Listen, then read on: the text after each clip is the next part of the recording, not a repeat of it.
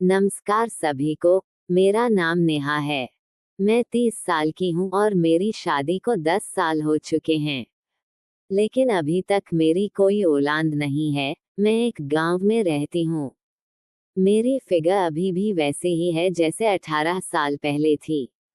बच्चे होने के बाद शरीर बदली होता है, लेकिन मेरे बच्चे नहीं है, इसलिए मैं अभी भी 18 साल पहले लगती तो वैसे ही लगती हूँ।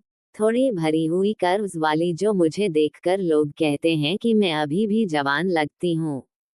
मेरी आंखें बड़ी और काली हैं जो बात करते समय चमकती हैं, और मेरे होठ गुलाबी हैं जो मुस्कुराते समय एक अलग ही आकर्षण पैदा करते हैं।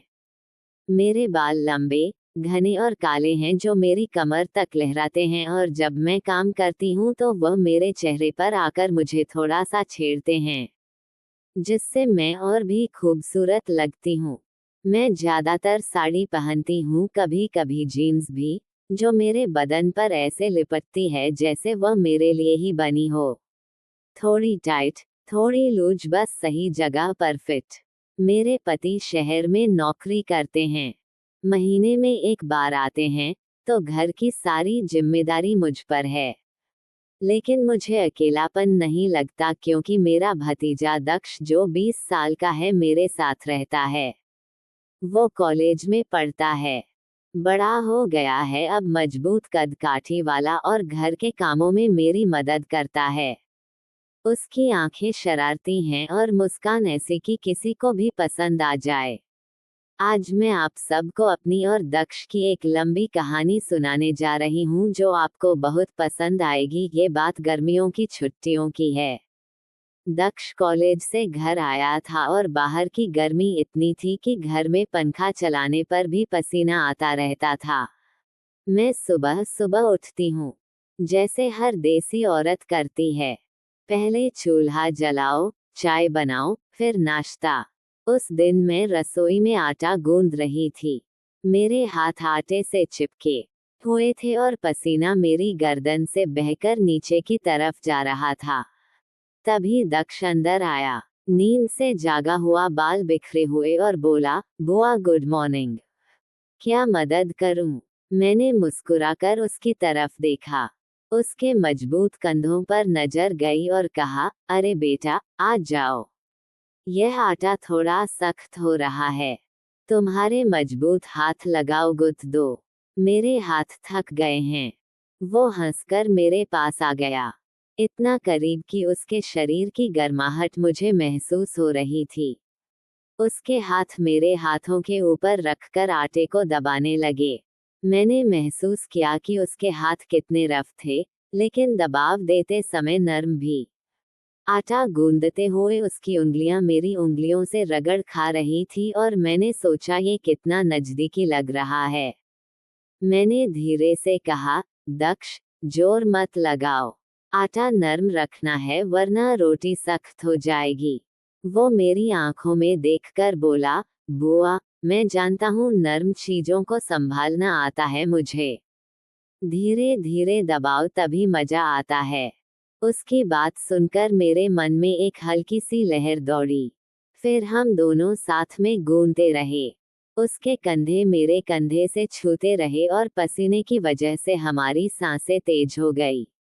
बाहर से कोई देखता तो सोचता कि कितना क्लोज मोमेंट है, लेकिन असल में ये सिर्फ घर का काम था। आटा गूंथने के बाद मैंने हाथ धोए, और दक्ष ने भी। उसके हाथ अभी भी गीले थे, और वो मुझे देखकर बोला, बुआ, आपके हाथ कितने नर्म हैं। आटे में भी चमक बनी रही। मैंने हंसकर कहा, प्रेस से बेटा, चलो अब चाय बनाते हैं। चाय की केतली चढ़ाई मैंने, और दक्ष पास खड़ा हो गया केतली को देखते हुए। उसका शरीर मेरे इतना करीब था कि उसकी टी शर्ट की खुशबू मुझे आ रही थी। एक जवान लड़के की तरह थोड़ी मस्की। मैंने चाय में अदरक डाली और कहा, ये तारे अदरक डालो, गर्माहट बढ़ जाती है, शरीर में जान आ जाती है। वो बोला, बुआ, आपकी चाय पीकर तो पूरा शरीर गर्म हो जाता है, लेकिन अच्छे तरीके से। फिर चाय उबल रही थी और वो केतली को हिलाने लगा। उसका हाथ मेरे हाथ से टकराया और मैंने कहा, सावधान, गरम है, जल जाएगा। वो हंसकर बोला, बुआ, आप पास हो तो जलने का डर नहीं। आप ठंडक देती हो। हम दोनों ने चाय ली और टेबल पर बैठ गए। मैंने उसकी प्लेट में पराठा रखा गरम गरम और कहा, खा लो, ठंडा हो जाएगा तो स्वाद नहीं आएगा। गरम चीजें गरम ही अच्छी लगती हैं। वो बोला, बुआ, आप सही कह रही हो। गर्म चीजें छूने में मजा आता है। खाते समय वो कॉलेज की बातें सुना रहा था कि वहाँ की लड़कियां कैसे फैशन करती हैं, कैसे बात करती हैं। मैं सुनती रही और कहा, तुम्हें कोई पसंद आई? वो शर्माकर बोला, आप जैसी कोई नहीं। आपकी केयर, आपकी मुस्कान सब यूनिक है। उसकी आंखें मेरे चेहरे पर टिकी थी और मैंने सोचा कहीं ये कुछ और तो नहीं सोच रहा। लेकिन बात खत्म हुई और हम उठे। नाश्ता करने के बाद वो बोला, बुआ, आज दिन भर क्या करें? मैंने कहा, घर की सफाई और फिर देखते हैं। फिर दोपहर तक हम रसोई से निकले नहीं। मैं लंच बनाने लगी। सब्जी काट रही थी। दक्ष आया और बोला, बुआ, मैं काटूं? मैंने चाकू दिया और वो काटने लगा। उसके हाथ तेज चल रहे थे और मैंने कहा, धीरे से, सब्जी नरम है। ज्यादा काटोगे तो मसल जाएगी। वो बोला, बुआ, मैं जानता हूँ कैसे हैंडल करना। नरम चीजों को जेंटली रखो। हम दोनों साथ में काटते रहे। उसके घुटने मेरे घुटनों से छूते रहे क्योंकि रसोई छोटी थी। पसीना बह रहा था और मैंने अपना पल्लू सरकाया ताकि ठंडक लगे। उसकी की नजर वहां गई लेकिन जल्दी हट गई। मैंने सोचा, लड़का बड़ा हो रहा है, शायद थॉट्स आते हैं, लेकिन कुछ नहीं कहा।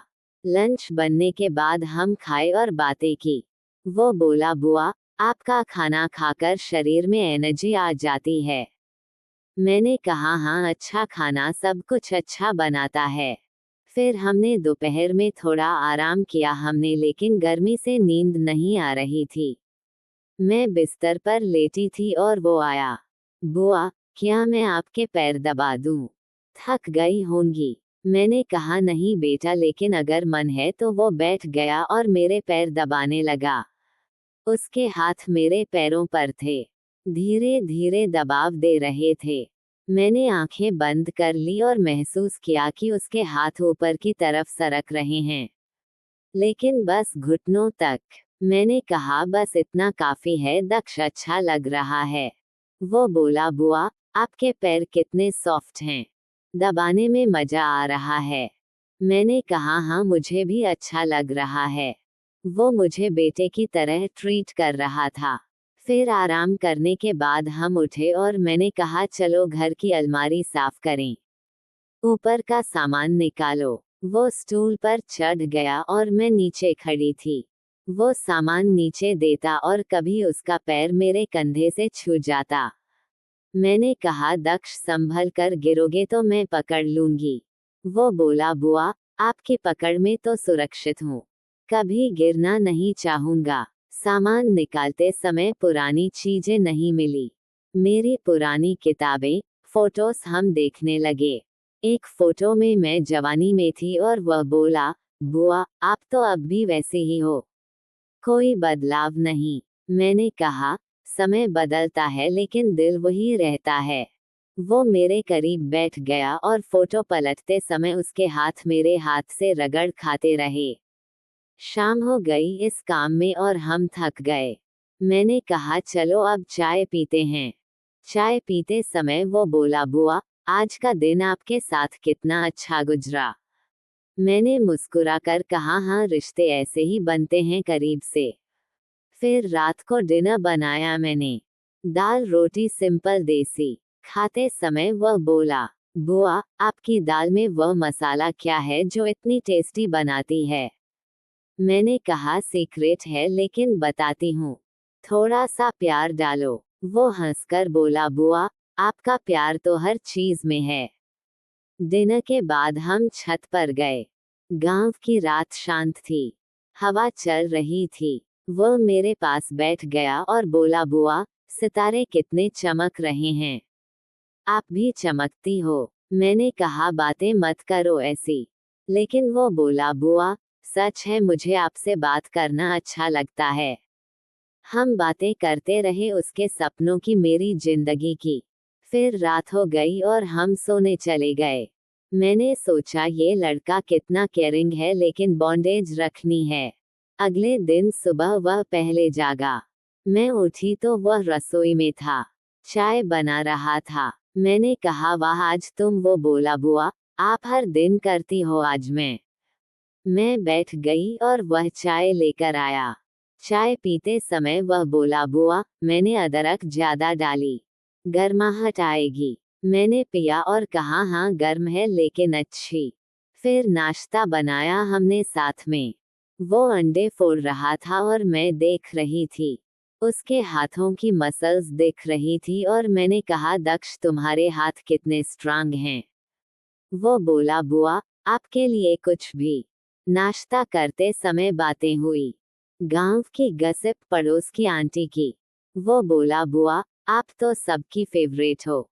मैंने कहा क्यों? वो बोला आपकी मुस्कान से। फिर दोपहर में मैंने सोचा कुछ नया करें। घर में पुराने लेटर्स थे। मैंने कहा चलो ये लेटर्स अरेंज करें। वो बॉक्स खोला और लेटर्स पढ़ने लगे। एक लेटर में मेरे पति का था जवानी का। वह बोला बुआ, अंकल कितना हैंडसम थे। मैंने कहा हाँ लेकिन अब समय बदल गया। वो मेरे करीब सरक गया और बोला बुआ, अगर मैं लेटर लिखूं तो। मैंने हंसकर कहा किसके लिए? वो बोला आपके लिए, थैंक्स के लिए। फिर शाम को हम बगीचे में गए घर के पीछे। मैं पौधों को देख रही थी झुककर। वह बोला बुआ, मैं पानी दूं? वो पाइप पकड़ ली और पानी की धार से मेरी साड़ी थोड़ी गीली हो गई।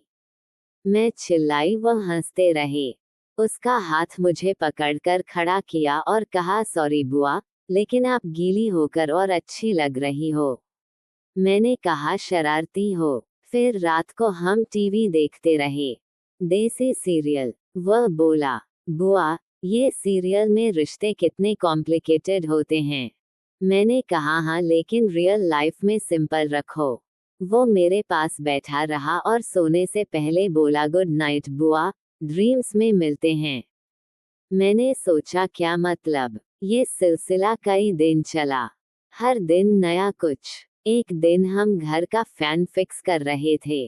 दक्ष स्टूल पर, मैं नीचे से टूल देती। उसके पैर मेरे कंधे पर और बोला बुआ, आपकी सपोर्ट अच्छी है। दूसरे दिन नया रेसिपी ट्राई किया, साथ में मिलाकर हाथ छूते। तीसरे दिन ऑनलाइन शॉपिंग, कपड़े चुनते। वो बोला बुआ, ये ड्रेस आपको सूट करेगी, फिट होगी। फिर दिन ऐसे ही बीतने लगे थे, जैसे कोई सपना जो कभी खत्म ना हो। दक्ष के साथ हर पल में एक नई ताजगी थी। सुबह की चाय से लेकर रात की छत पर सितारों वाली बातों तक सब कुछ इतना जीवंत लगता था। मुझे अपने पति की याद भी नहीं आती थी। वो शहर में अपनी नौकरी में व्यस्त रहते और मैं यहाँ गांव में अकेली। लेकिन अब दक्ष के साथ तो मुझे लगता था कि जीवन पहले कभी इतना सुंदर नहीं था। उसके साथ हंसना, काम करना, छोटी छोटी बातें शेयर करना, ये सब मुझे इतना अच्छा लगता था कि मैं सोचती काश मेरा पति भी दक्ष की तरह केयरिंग होता, इतना साथ देता, इतना महसूस कराता। पहले घर में बोरियत से भरी दोपहरें काटती रहती थी। समय जैसे ठहरा हुआ लगता था, लेकिन अब दिन कब ढल जाता पता ही नहीं चलता। मैं खुश थी, बहुत खुश, जैसे सालों की कमी पूरी हो रही हो। लेकिन जिंदगी में खुशियां हमेशा नहीं टिकती। एक दिन सब कुछ बदल गया।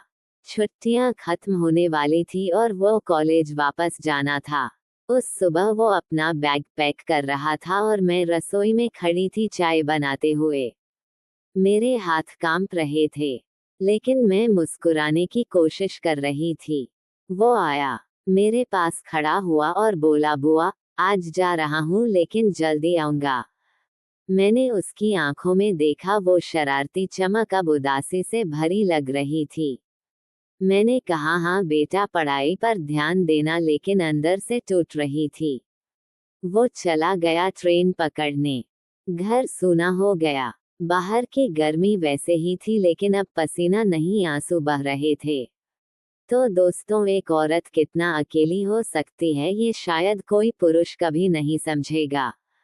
दिन भर घर के काम, लेकिन अब वह काम बोझ लगते थे। रसोई में आटा गूंथते हुए याद आता दक्ष के मजबूत हाथ, और आंसू आ जाते। छत पर अकेली बैठती सितारे देखती, लेकिन अब वो चमक फीकी लगती। मुझे किसी का साथ चाहिए था। बस कोई जो दर्द बांटे, जो सुन सके, जो हाथ पकड़कर कहे कि सब ठीक है। वो साथ किसी भी रूप में हो सकता है। बेटा, पति, भाई, या यहाँ तक कि भतीजा। दक्ष ने मुझे वह साथ दिया था, भतीजे के रूप में, लेकिन वह भी कुछ ही दिनों के लिए। अब फिर वही खालीपन, रातें लंबी हो गई, नींद नहीं आती। सोचती हूँ काश वो रहता।